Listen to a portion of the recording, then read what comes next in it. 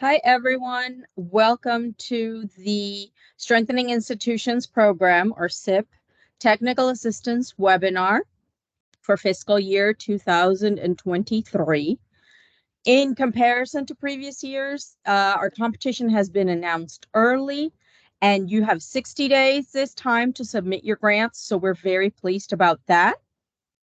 I would like to follow by introducing our director, Dr. James E. Laws Jr., who will say a few words of welcome.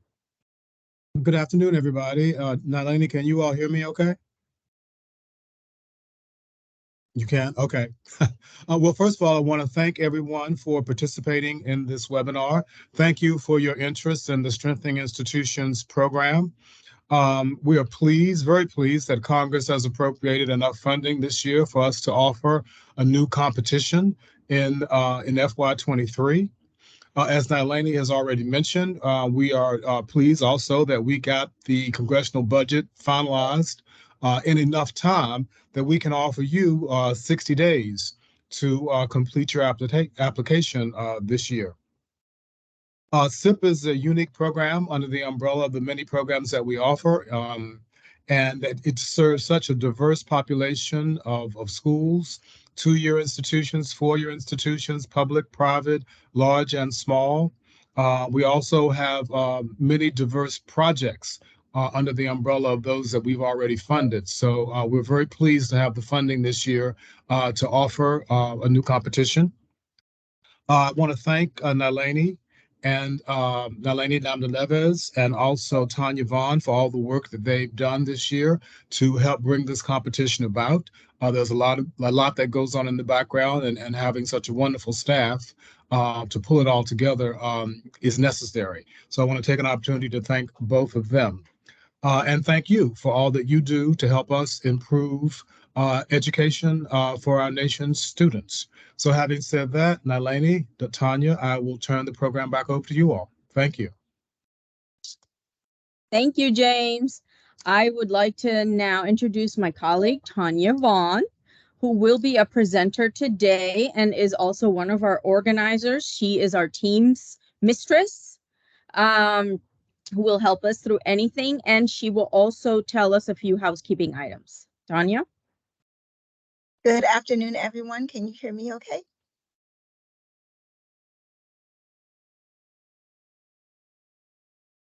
Awesome. As Nalini stated, my name is Tanya Vaughn, and I've been a part of the Strengthening Institutions Division for a little over a year and a half.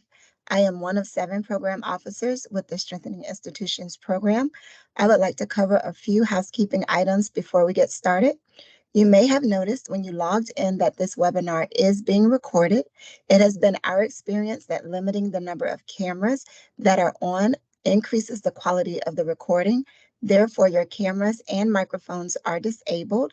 The slides as well as the video, once edited, will be posted on our program website. Closed captioning is available by selecting More at the top of your screen, then Language and Speech.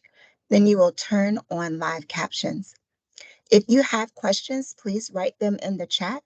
The chat will be monitored by our colleague Pearson. Thank you for your attention. Nalini, back to you. Thank you, Tanya. So welcome. We are going through the agenda for today. This is it. We are going to go over some background information on the program, specifics about this year's competition, allowable activities, submission information. I will try to ensure that all our acronyms are explained before we use them or I use them. If one escapes me, please let me know. We do tend to slip into them very easily. Also, you will note that at the bottom of most slides, it states, note the Federal Register is the official application submission guide. This webinar provides technical assistance only. Legally, the notice is the official document for all competitions. Information in this presentation and on the application booklet, anything that contradicts what the notice says, you go with the notice. However, There is a contradiction that we know about, and I will go into it later and clarify. But for the most part, legally, the notice is the final document.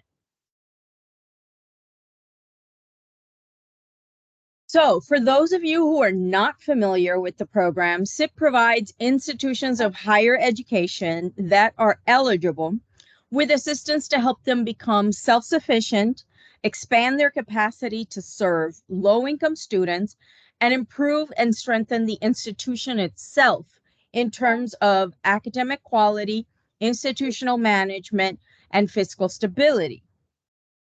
Here are some dates to keep in mind. The designation of eligibility period was from January 17th to February 27th of this year.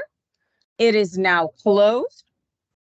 The competition was announced March 23rd and it closes on May 22nd. And as it's been for the last few years, the system, the grants.gov system, closes at 11:59 p.m. Eastern Time. We expect that the review of applications will take place from June 19th to July 21st. This is an estimate. Anything can happen, but we feel it's a realistic estimate. After that, we will need to clear a lot of other internal steps, including the Secretary's approval, in order to make awards. It is, however, our aim to make awards prior to September 30th, 2023, which is our last absolute legally drop-dead date to make awards. You're hoping this year to do them a lot earlier.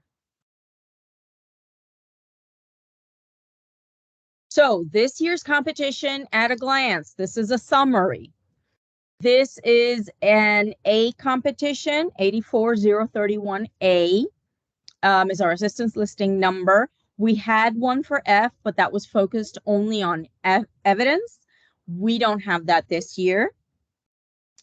There are two priorities this year. One competitive preference priority, which if addressed in its entirety, can add up to 6 additional points to an application. Which means that the maximum possible points that can be earned this year are 106. We also have an invitational priority that does not add points to an application. We continue to have the strong theory logic model criterion, which is now worth 15 points. If you have not applied in a while, the definition of strong theory has been updated since 2017 and is a little more detailed than it used to be. We'll go into it in this presentation. This year, we will award cooperative arrangement development grants, commonly known and referred to in this presentation as co-ops. This means that there are 2 maximum recommended pages, 50 pages for an individual grant and 65 for a co-op. There are also 2 maximum possible award amounts, $450,000 per year for an individual or $550,000 per year for cooperative agreements or co-ops. The maximum possible points are the same for both, 106. Institutions eligible to apply. The most basic requirement for eligibility is for institutions of higher education to meet the eligibility process criteria. The second requirement is that an institution not have another Title III Part A, Title III Part B, or Title V grant. This table here illustrates who can and cannot apply for a grant. Actually, you could technically apply, but you will not be awarded, you will not be funded. So it's a moot effort. Please note that if your Title V or any other Title III Part A grant ends this September, so 9/30/2023, you may apply for a SIP grant as it would begin on October 1st. So the institution is not receiving funds from both programs simultaneously. This, however, does not apply for those of you who have a SIP grant ending. The program has a regulatory 2-year wait-out period, which means that if your grant ends September 30th of this year or ended September 30th of last year, you must wait until 2025 to reapply.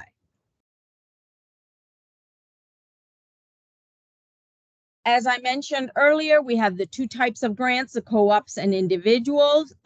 Here are the recommended maximum pages. We estimate to fund 70 individual grants and 10 cooperative grants. These estimates can change. We fund strictly by points awarded. So if we get 15 co-op grants that make it to the funding range, we will fund more. If we get no co-op grants that make it to the funding range, we will not fund co-ops. So our program goes strictly by points awarded.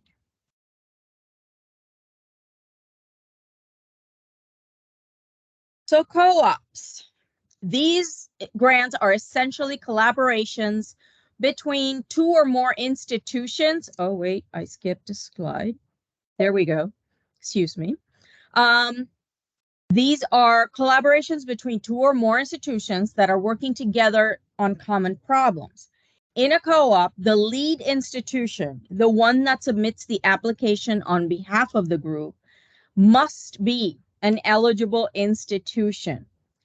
Partner institutions do not need to be eligible.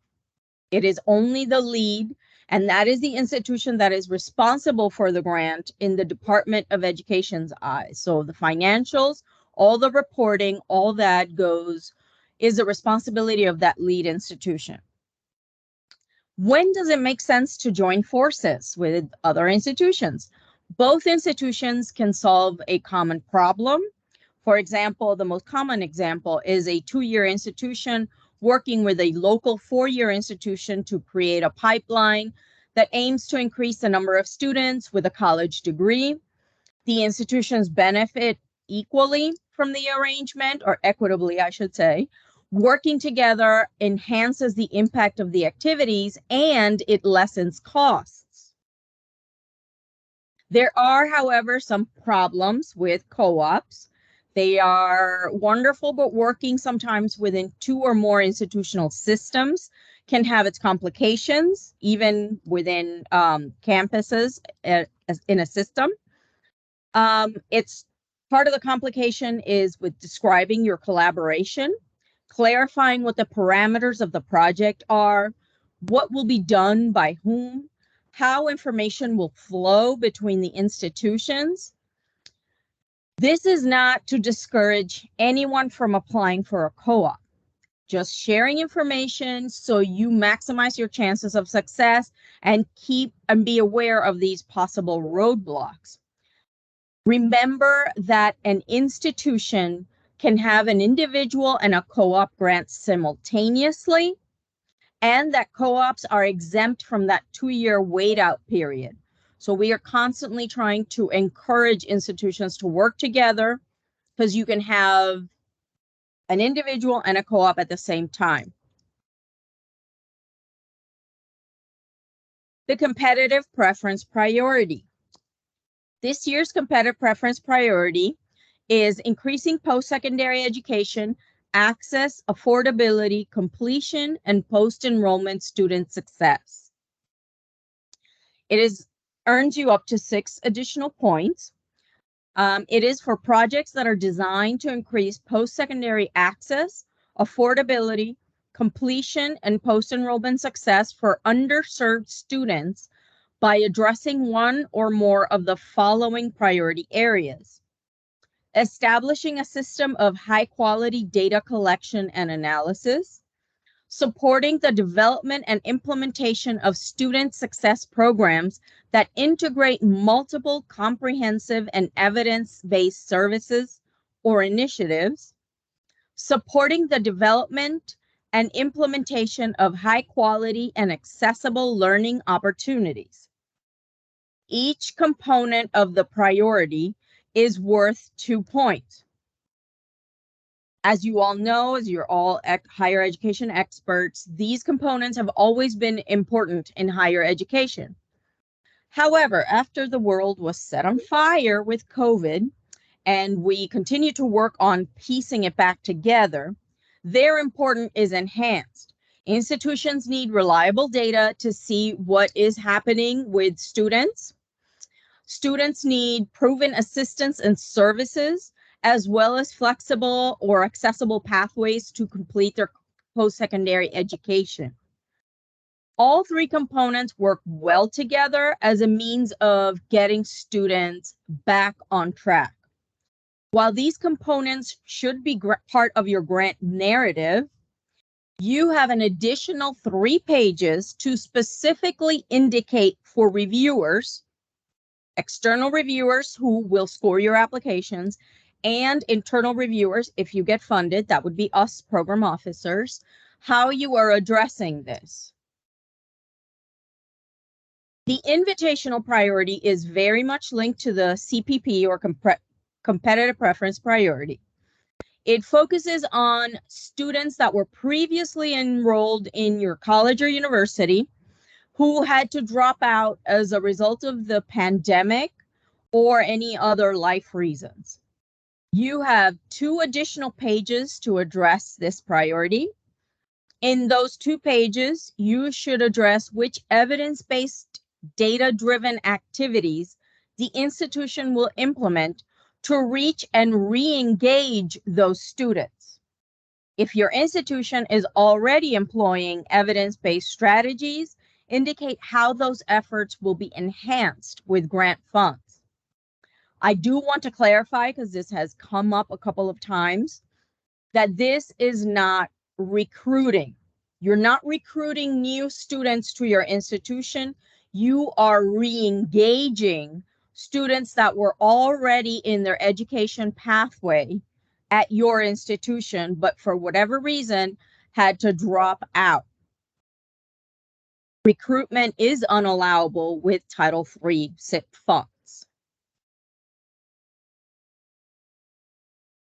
So as I mentioned earlier, you have extra pages to describe how you're addressing each priority. In these pages, you specify how you're addressing particularly the CPP, because the points you are awarded for each component that add up to 6 will be evaluated by reviewers. They will review and see how well you address each component, and this means that you could get anywhere from 0 to 2 points per component.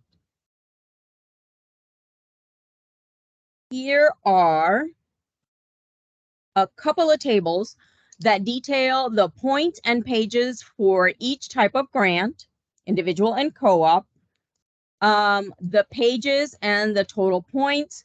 Note that all extra pages will be attached to the project narrative attachment form in grants.gov.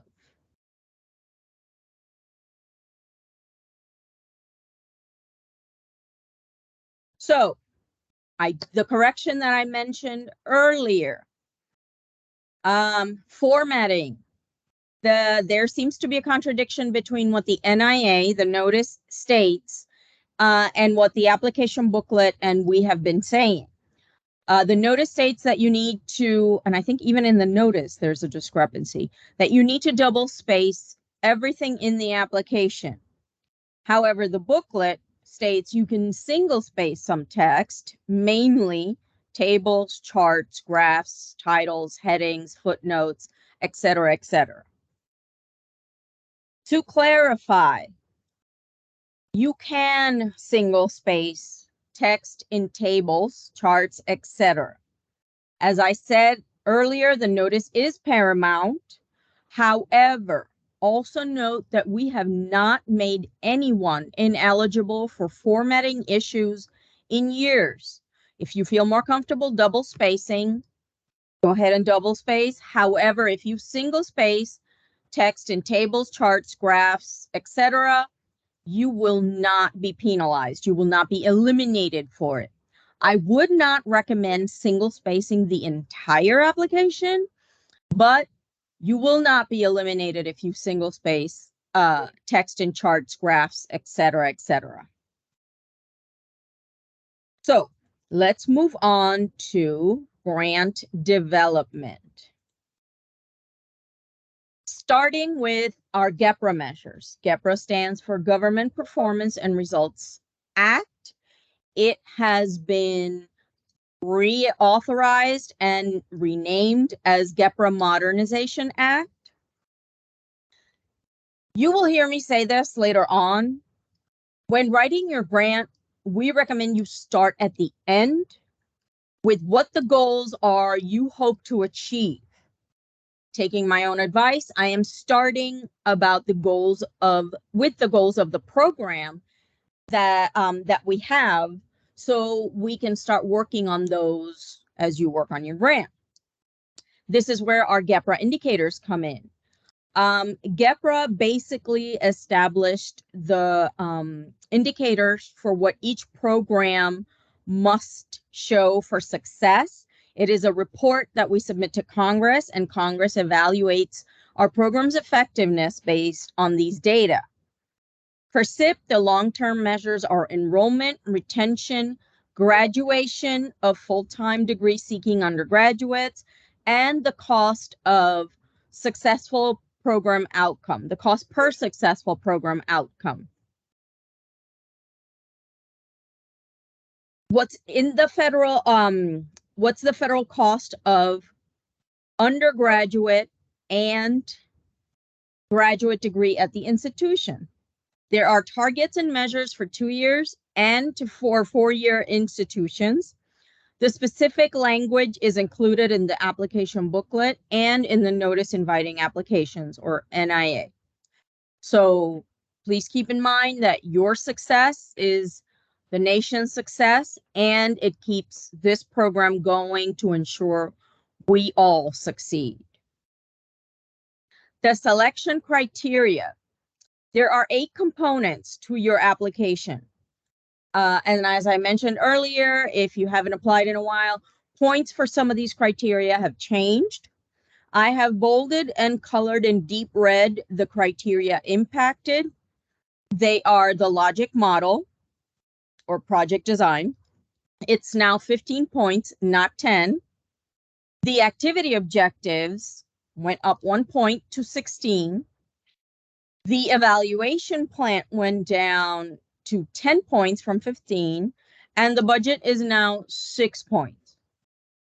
These changes match the importance of having a good logic model, which can make it easier to deal with course corrections and with your evaluation. So the stronger your logic model is, the better it helps with evaluating your grant. Everything starts with the Comprehensive Development Plan, or CDP. The CDP is where you state the needs of the institution, what you will do to address those needs, and what you expect will change. SIP grants are institutional, so the activities you implement are meant to strengthen your institution's long-term viability. To write your CDP, you can use data from a recent accreditation process. Using those findings or recommendations, you can also use your institutional 5-year plan. These institution-wide assessments can inform the way you write your comprehensive development plan. Make sure that your goals are realistic and well thought out, your objectives are measurable, and that they contribute to the institution's growth and self-sufficiency. Also, make sure that you have an institutionalization plan. That will be evaluated in this section, and the CDP as a whole is worth 20 points. So it is a criterion with the highest number of points. The CDP is where you talk about your challenges and your strengths as an institution. It designs institution-wide strategies for leveraging your strengths, and it talks about how you're going to implement which solution to tackle the problems you have. Your proposed solutions do not necessarily have to relate to each other. So you can have multiple activities and they don't have to connect together to each other, but they do have to relate to the strengths and weaknesses you cite that you are going to tackle. You talk about the expected output and outcome for these activities, and you address how these solutions will be absorbed, how the institution plans to continue them. So you talk about your challenges and strengths. What are your solutions for those challenges? Look for solutions that are appropriate for your institution. If you are, as James mentioned, a 2-year, a 4-year, public, private, urban, rural, whatever the type of institution you have, the solutions you propose must be appropriate for it. You could be expanding on a piloted program at another similar institution that was successfully implemented, and you believe it will be similarly beneficial at your institution. Or you could use evidence-based strategies listed at the What Works Clearinghouse, or WWC. The What Works Clearinghouse has practice guides on recommendations that have evidence they work to improve student outcomes. There are intervention reports, review of studies, etc., etc. Now for the results. For each activity, you need to have results. What is going to change when you implement this project? Can you measure this change? Will you see results within 5 years? These are all things you need to consider as you write your CDP. I mentioned earlier institutionalization. I want to highlight the importance of the institutionalization plan because the entire focus of the program is to strengthen institutions. To strengthen an institution, we make this investment that you told us will be beneficial for you. And ideally, it made a positive influence and improvement in your institution. So you're going to continue at least parts of these interventions or activities that you made. That is the institutionalization plan. It makes sure that you have long-term goals to sustain what you have implemented. A number of institutions state that from the expected increased costs from retained students, higher enrollment, they are going to continue funding grant activities. That is not an institutionalization plan, and we inform reviewers of that. That can be part of your plan, but it cannot be your entire plan. The point of such a detailed CDP is that you work on these issues for long-term strength. How does it help the institution if after 5 years of the grant showing increases in retention, graduation rates, enrollment, the reason for these increases is quote unquote dismantled because there was no plan to absorb costs. And we just went through a period with COVID where outside forces upended higher education. So we need to see some sort of institutional commitment to the activities that you are proposing. The logic model or project design. This is the updated language for project design. Again, I note that when I say updated, it happened after our 2017 competition. So those that applied in 2019 or 2021 are already familiar with this definition. However, for those of you who have not, I am going to read what this says. The actual criterion is quality of project design, which states that the secretary considers the quality of the design of the proposed project. In determining the quality of the design of the proposed project, the secretary considers the extent to which the proposed project demonstrates a rationale. as defined in this notice. So demonstrates a rationale basically means that a key project component included in the project logic model is informed by research or evaluation findings that suggests the project component is likely to improve relevant outcomes. The logic model, which is also referred to as a theory of action for those of you who are more data savvy or evaluators, this means it's a framework that identifies the key project components of the proposed project, or the active ingredients that are hypothesized to be critical to achieving the relevant outcomes, and describes the theoretical and operational relationships among the key project components and relevant outcomes.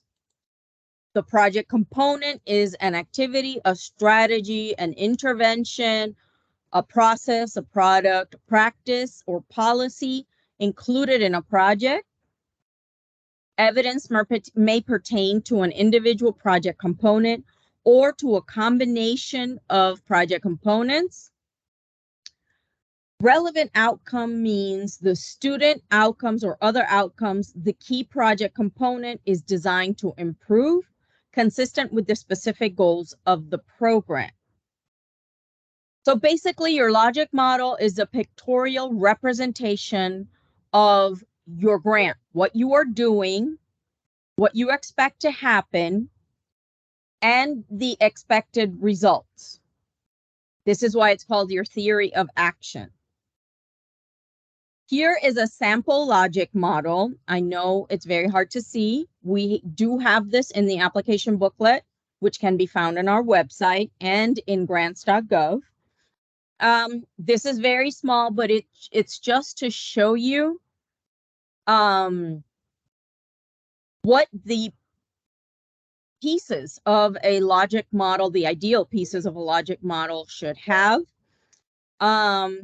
Again, we want to start backwards.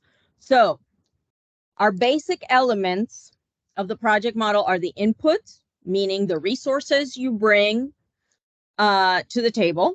Next are the activities. What is it that you're going to do to address those weaknesses?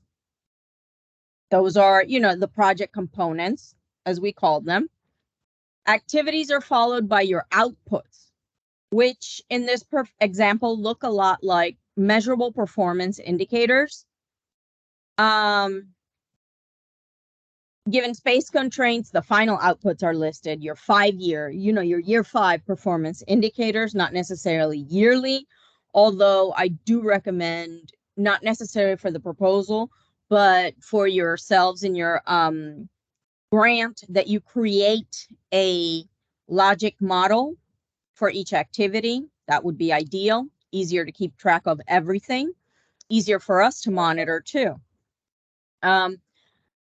Tangible results of your activity implementation are what then lead to the last column, the outcomes. The outputs, which come after the activities, are results you can touch and count. In this example, for example, it's 550 students enroll in 15 sections each of remedial math and remedial English. So those are things you can count. Your outcomes, which can be short, medium, or long term, are those that are less tangible. They are more of the increased retention, increased enrollment, financial strength of the institution.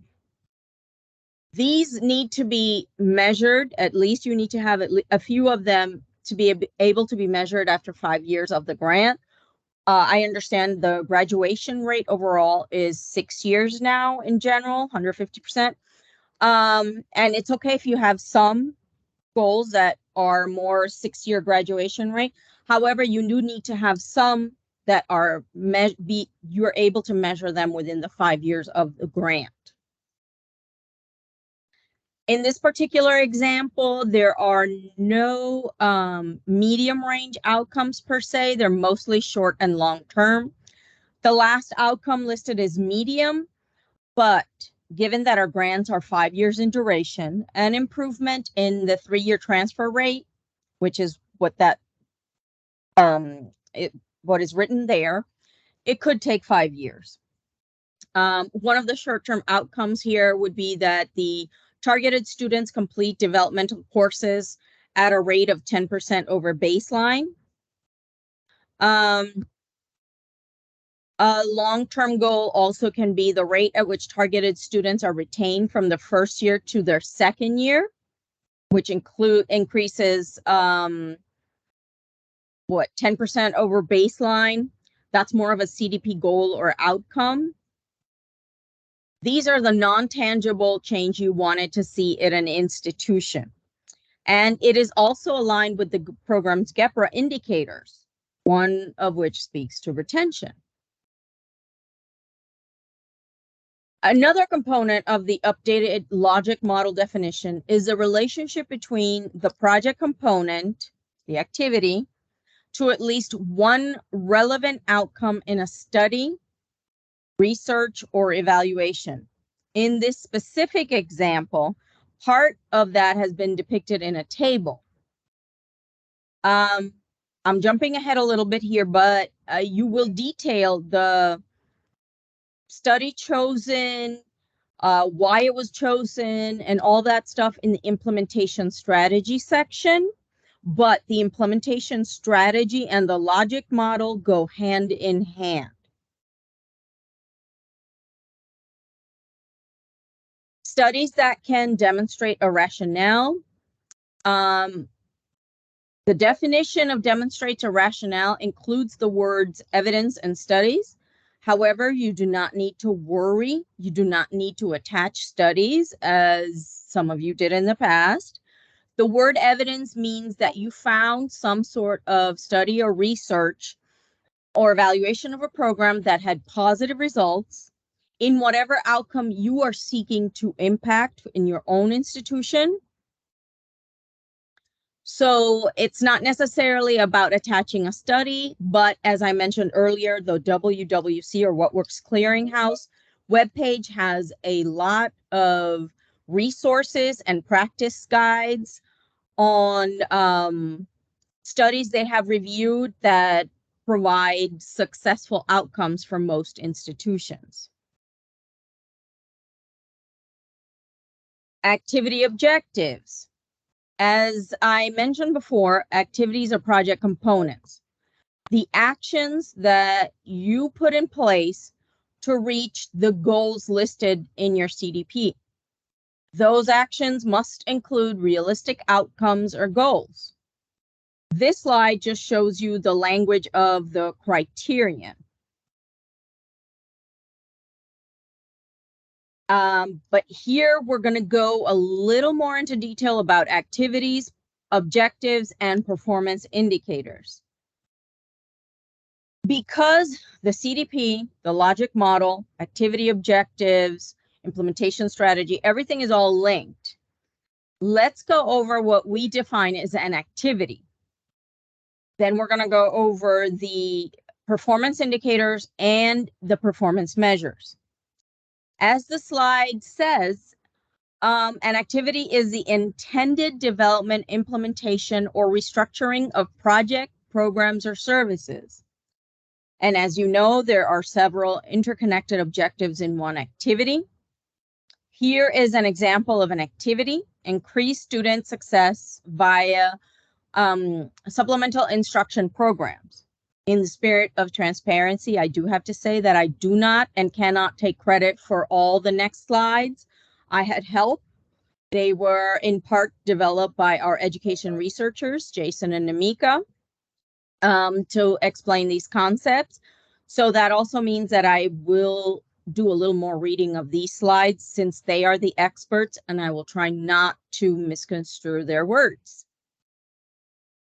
Objectives. What is an objective? The objective is the plan to affect change within an activity. As with an activity, there may be multiple objectives. Each activity may have more than one.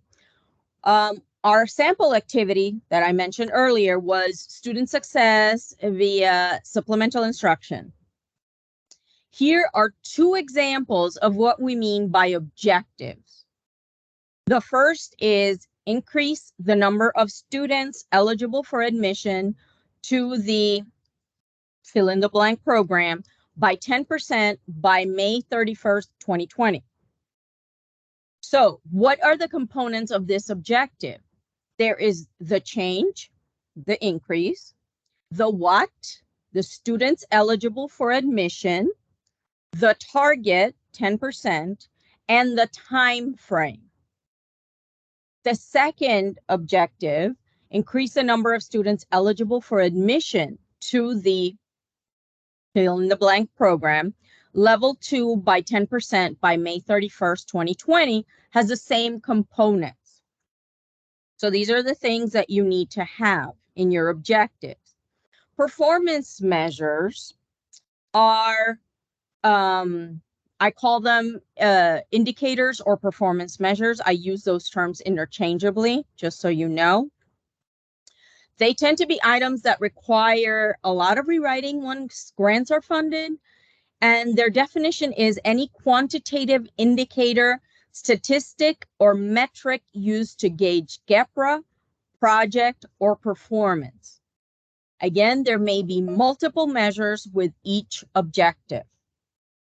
So here are some examples of performance measures or performance indicators. To the objective of increasing the number of students eligible for admission to the X program by 10%, we have the number of students passing course 101 will increase from 50 to 75 by December 2019. The number of students eligible for test X will increase from 40 to 55 by March.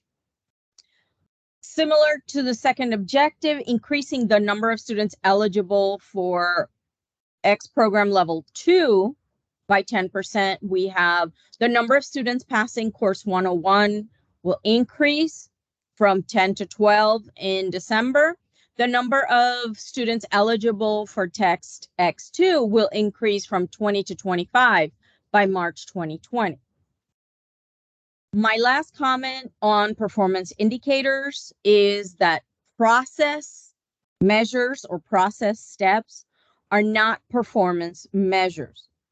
This means, what I mean by process steps are hiring a coordinator, hiring a director, establishing the Title V team that will manage not only the grant itself, but will liaise with the institution and, if necessary, with the alumni and other students.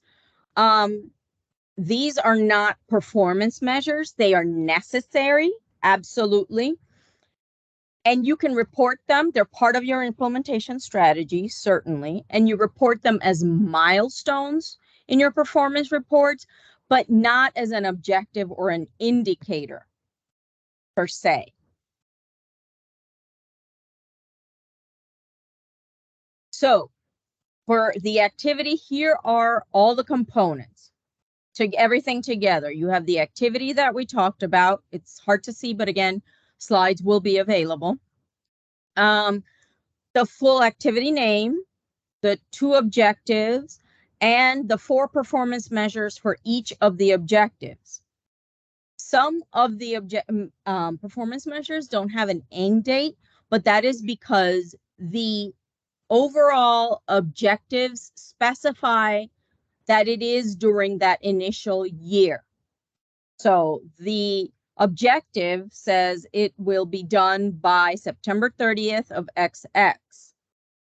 So then we have each of the performance indicators that say by when, excuse me, I move forward, by when it will be done.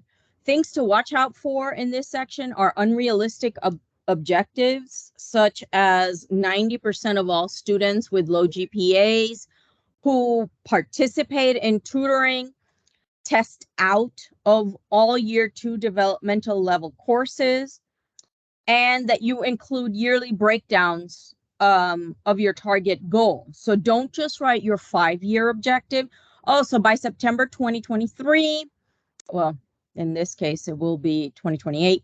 80% of all low GPA students tested out of developmental courses.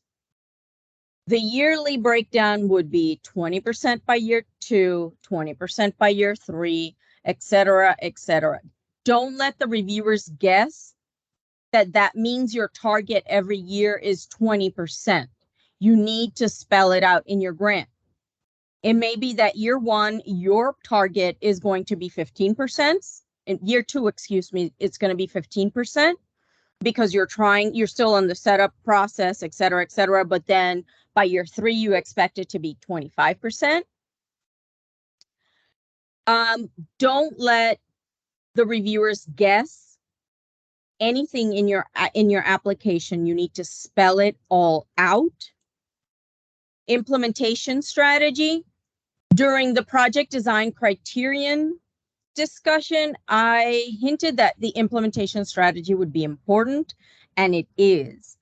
This is the section where you will provide a detailed explanation of the research/studies that you chose to support your activities.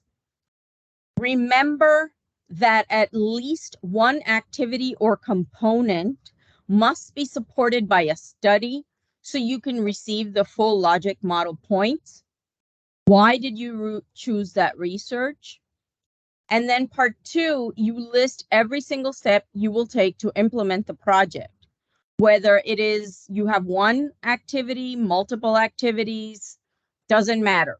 You include the personnel responsible for making each step happen and the date by when you expect this to be done. This, like a logic model, is a map.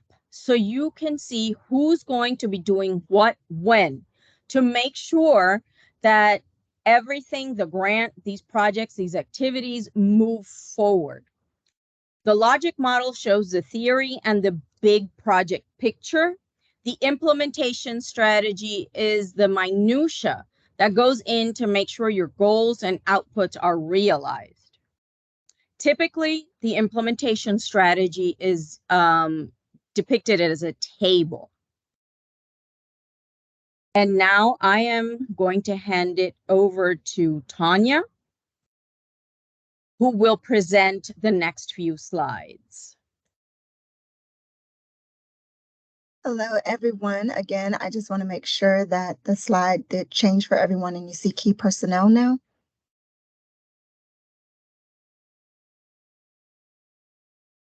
Awesome. So in your application, you're actually going to need to specify your key personnel. There is a change from previous competitions where the key personnel before was specifically your project director, project coordinator, and maybe an activities director. Now we're actually looking at any staff that actually lead roles in the implementation of the grant.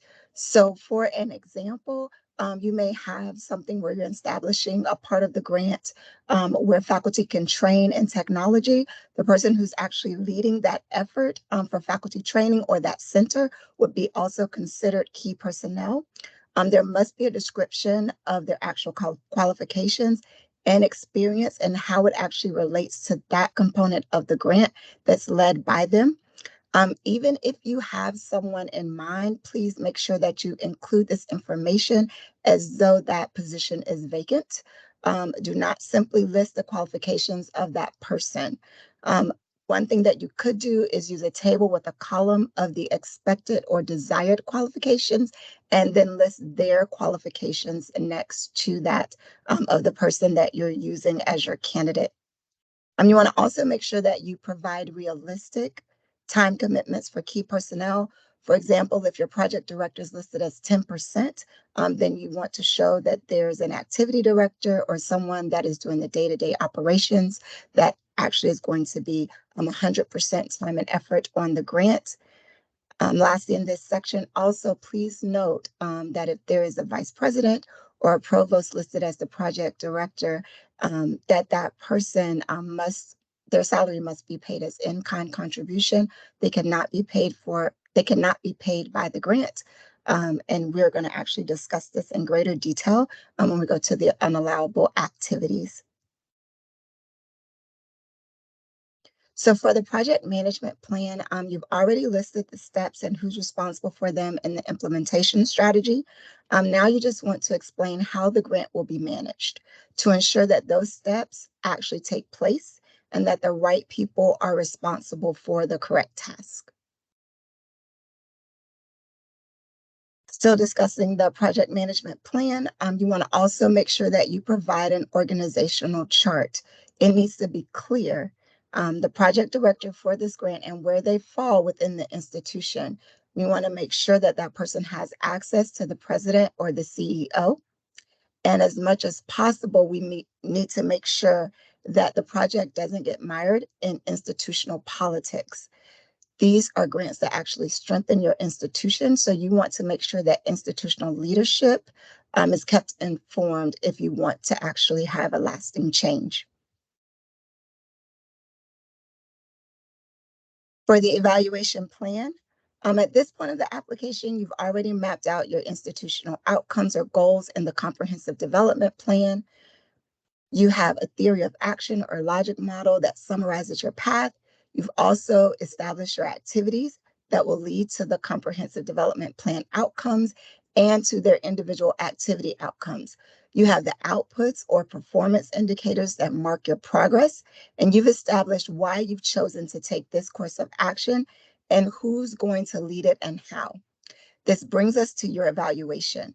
Indicate what tools you will use to measure the progress of your outcomes. You should include the following in your evaluation plan. Establish baseline data to track progress. Establish how you will measure the outputs. For example, if one of your outputs is ensuring that by year 3, 55% of the faculty are trained in advising techniques, what data and data sources will you use to track this? How would you collect this info? And how is this information of data collection appropriate for your specific outputs? Also, explain how you will analyze the data to demonstrate that the faculty were actually trained.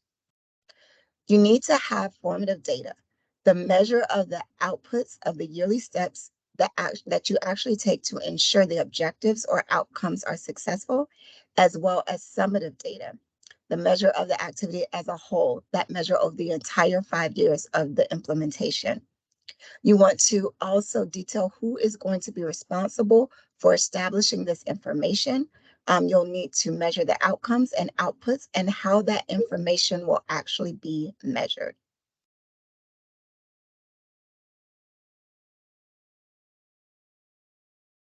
So for the budget, you have this great detailed plan, but what will it cost? I will start by saying that in a SIP application, there is only one budget narrative space, and that is your response to this selection criterion. You provide the detailed budget narrative for each budget year for the 5 years of the grant. You need to have a detailed budget for all 5 years. Make sure that your budget is necessary and reasonable in relation to your activities. A detailed budget narrative not only helps reviewers gauge if the proposed costs are reasonable. If you are funded, program officers actually use it to determine if we're going to make any cuts from your request for lack of information. Please note that SIP grants that actually have a specified annual maximum award that we've already indicated. If awarded a SIP grant, we will automatically reduce funding for any years over that maximum amount. Again, that is $450,000 per year for individual grants and $550,000 per year for co-op grants. There is an official 524B form, budget form, which has 3 sections. Section A is for federal funding being requested.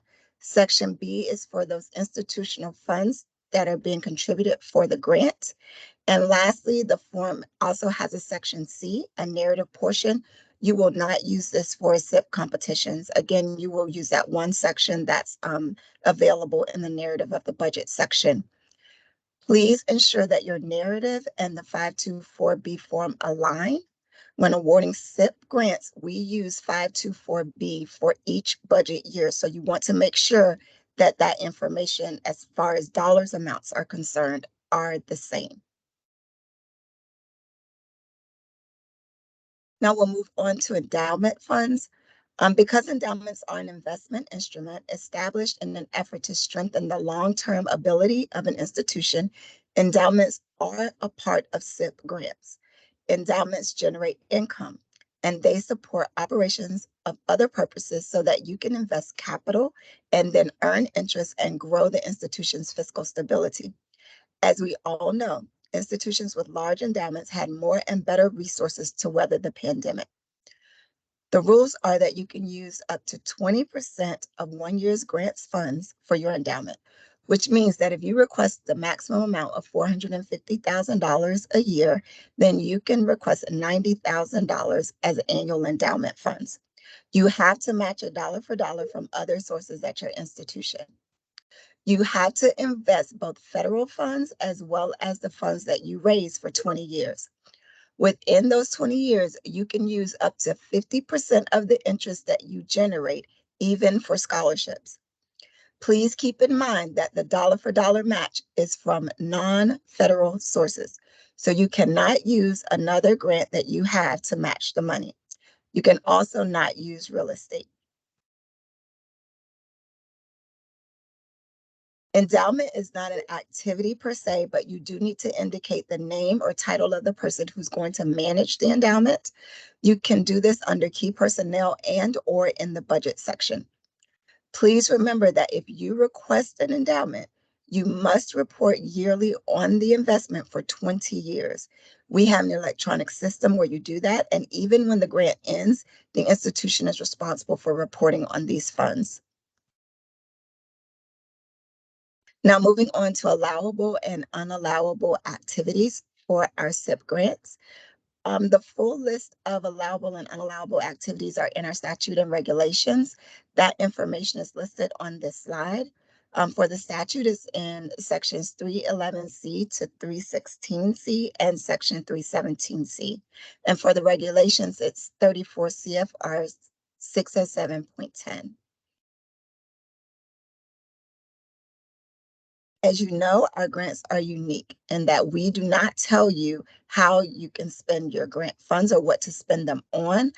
There are a number of allowable activities to choose from, as shown on the slide provided. I'm only going to highlight a few.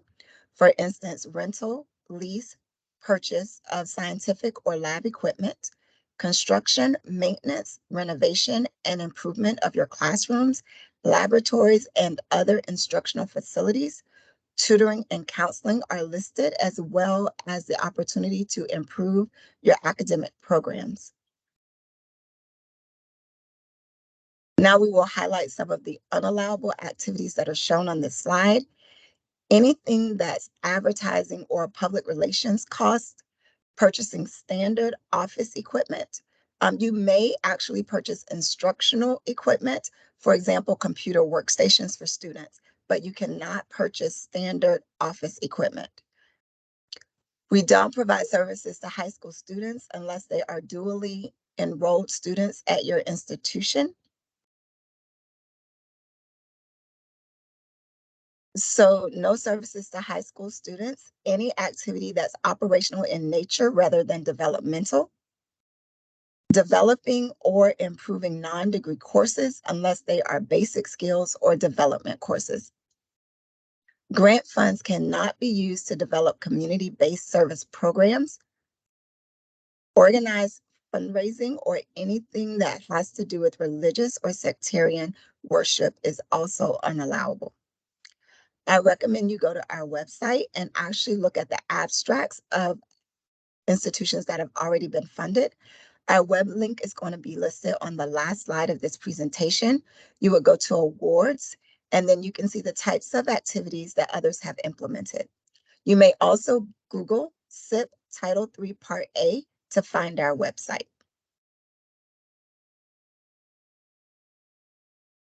Some common challenges that we see in our grants. Make sure that you don't have unsubstantiated statements, inconsistencies between the narrative and the budget. We've seen where the budget may list items that were never mentioned in the activity development, and readers are left confused as to what exactly is happening or why is it in the budget and not in the activity. Or vice versa, something mentioned in the activity, but it's not actually in the budget. Please be mindful of that. Not addressing the components within a single criterion. With the exception of the budget, every criterion has a sub-criteria. Address each one separately. We ask reviewers to do the same, and when they evaluate your grants, and they actually do address each one separately when awarding points. Don't assume readers read between the lines. Please make sure that you understand that they don't know anything about your institution possibly, or even your grant. So you want to make sure that you actually provide as much information as possible. And honestly, they may not even know the full impact that the pandemic may have had on all education, let alone your institution. Please make sure that your grammar and your spelling don't have too many mistakes, even though you're not being rated based upon this.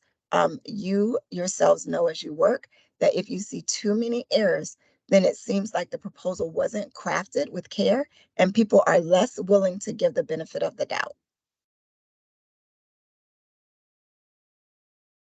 As you know, you are to use grants.gov to apply and to submit your applications. It must be submitted by 11:59 p.m. Eastern Time. Please be mindful that the system will not shut down. So even though grants.gov might accept your application, if it's submitted after 11:59 p.m., G5 will mark it as late and the application will not be evaluated.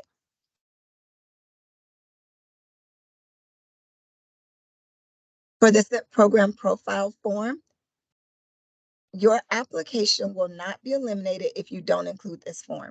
However, if there is a tiebreaker situation, which happens almost every year, when we have a competition or when we fund down the slate, your institution will not be able to participate in the tiebreaker and may miss out on being funded.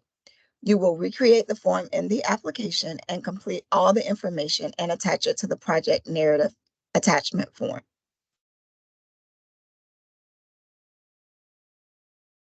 For final preparation, please make sure that you complete all forms and that you provide complete and correct contact information for someone who knows about the application on the cover page in case we have any questions or there's any issues. This is very important in a fund down year. So the person is aware that the institution is part of the funding range, and if we have any questions, then we have a true contact. If you're interested in reviewing for any other programs that have a competition, this year it will be Developing Hispanic Serving Institutions, Minority Science and Engineering Improvement Program, Alaska Native Hawaiian Part A, Asian American and Native American Pacific Islander Serving Institutions Part A, and Native American Serving Non-Tribal Institutions Part A, as well as various funds for the improvement of post-secondary education programs. You must register. If you're registered, please ensure your information is updated in g5.gov so that we are aware that you are interested in reviewing for some or all of the programs that are listed. Please note there is on-demand training available for peer reviewers now, and the website for the training is listed as well. This brings us to our last slide of today's presentation. Included is the following information: our website address, as well as Nalini and my contact information. The ideal way to ask questions is via email. That way we both have a record of what's been asked as well as the answer you've received. My colleague Pearson will let us know what questions you have submitted via the chat. If any question is not addressed, send either of us an email and we will respond ASAP. Thank you so much for your time today and best of luck with your applications.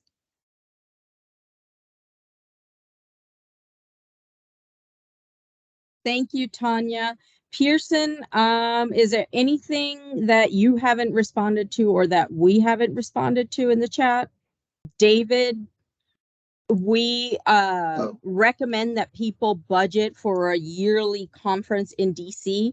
We used to have them in the old days. But we haven't, but we are hoping to see if we can start bringing people back together to DC to talk about your grants and to meet each other, et cetera, et cetera. That's what we mean by that trip. Lanini, my mic is open, and there was a question, want clarity on what can they pay for in the development office with the grant under allowable activities? Yeah, I wrote that basically the person who runs the development office can be paid for, but you cannot use federal funds to get other federal funds. So we will sponsor the staff. All the other activities have to be funded by the institution. There was another question, this person, what they say, can wayfinding, I'm not sure what that is, signage, navigation, direct funding be included as navigation? Some of that's a system, so probably yes. I responded yes. Yes, okay, they okay, can. okay.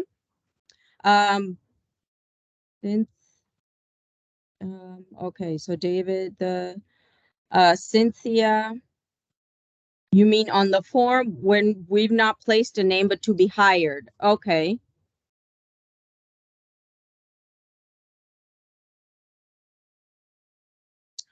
On the form for the Ed 424. I see what you mean, Cynthia. If you don't know who the project director will be, what we recommend is that you put the name and number of somebody who knows and can answer questions about the grant. If you are funded, we can work on changing that later. Your program officer, that person will automatically be listed as your project director. But once you're funded, we can change that. That's not a big deal.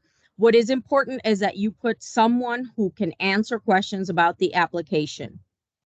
Lanina, the question is, can you talk again about the change and who is considered key personnel again? That's not totally clear to me, to who now needs to include here, and which is different than before. So I want clarity on who considered key personnel, I guess what to include in the grant. I think anybody working for the grant, but I'll let you click go. Yeah, anybody working for the grant that has major responsibilities. So if your focus is on establishing a learning center, a student learning center, whoever's going to run that. If you are talking about supplemental instruction, who's going to run that? So every person that has deep responsibility for activities in your grant, those are key personnel.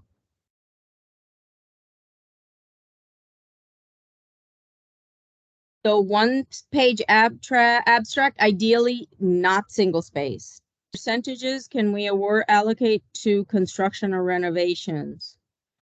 There are no requirements, and we don't know what the ideal maximum award of allocation will be to construction or renovation. What we do know is that you do need to have some sort of student involved results, so enrollment, graduation, retention, those kinds of results. So if you use your funds, all your 5-year funds for construction, that's not going to happen. And that is unlikely to be funded. It really depends on your institution's needs. If you need, the first year's funds to build such a center, that makes sense. You just need to make sure that you detail why you're doing this and what that entails, et cetera, et cetera. But we can't give you a maximum or a minimum. We also don't evaluate the applications. The reviewers do. Lanina, here's a question I don't think you answered. Does the activities discussed in the CPP and the invitational priority document also need to appear in the logic model? Ideally for the CPP, yes. The Invitational priority, not necessary, but for the CPP, because if you address all three components, they're going to be a part, at least a significant part of your application. And they should appear in your logic model. Maybe not all of them if you're focusing more on one rather than another one. But yes, ideally they do appear in your logic model. Lanina, here's a question. Going back to the CDP, identify goals and objectives. Are those supposed to match the Title III SIP, GAPRO performance indicators? And does that especially mean that all SIP applicants will have the same measurable active objectives? Example, something related to enrollment, retention, and graduation rates. Not the same, but similar. So Cheryl, in your institution, ideally, most of you will have some sort of improvement on retention or enrollment or graduation. They don't have to be the same because each institution's focus is going to be different, but at least one of those will appear in your performance indicators. Lanini, there's some miscommunication because the program guide says all applicants must provide an abstract limit to one single space page. But you saying it's double? Yeah. In the past, we let them do single space, but okay, then you're right. Then Marin, go with single space. Yes. Then it is my error. Thank you. I don't see anything else in the chat. So I think you're very in-depth so far. I don't see anything else in the chat at this point. I guess they can always send you a message if they have to, but I don't see anything else in the chat.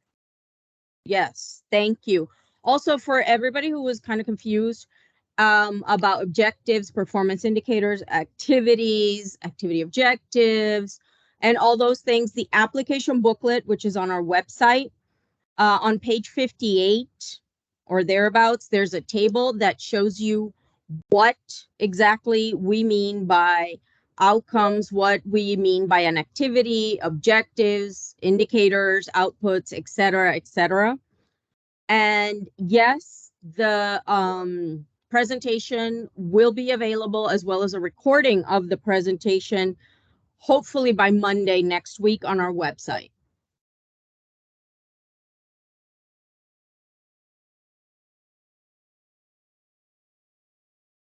There is no cap on personnel costs. It just has to be reasonable, allocable, and justifiable. So a reasonable person will say, oh, okay, well, based on this project, I can see why they need, X amount of money for personnel.